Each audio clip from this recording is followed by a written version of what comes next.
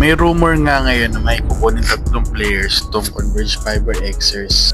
At ang una nga sa listahan ay si Troy Rosario.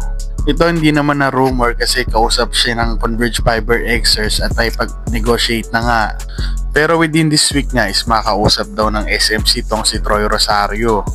Although feeling ko naman is kayang-kayang tapatan ng Converge Fiber Xers ang pera na i-offer ng SMC Group.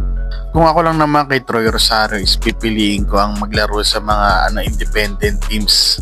Kasi kung maglalaro siya sa isang independent team, kumbaga magkakabalance talaga tong liga na to.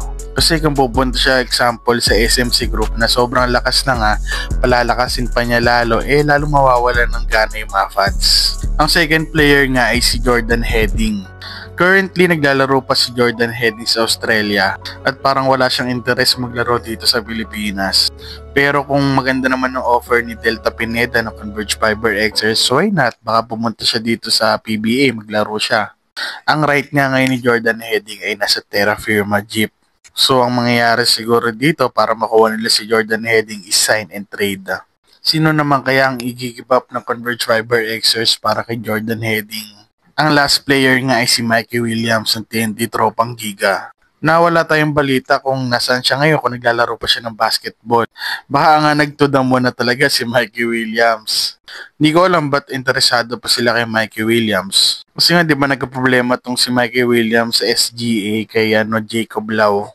Na dapat lalaro siya sa SGA pero ito ginost nga niya. Gusto nga siguro ni Delta Pineda tong si Mikey Williams kasi alam niya malakas naman na player talaga to, star player material. At kung ako nga dito sa TNT Tropang Giga, isi-trade ko na lang to kasi ayaw naman talaga maglaro sa kanila. Siguro ang bibigay ng Converge Fiber Xers si Deshani Winston, then bigyan ng mga future round picks. Sobrang ganda na magiging lineup na to kung matutuloy man. Kasi ang guardia nila si Mikey Williams, si Jordan Heading. Ang wings nila si Justin Baltasar, pati si Justin Arana. Ang sentro nila si Troy Rosario.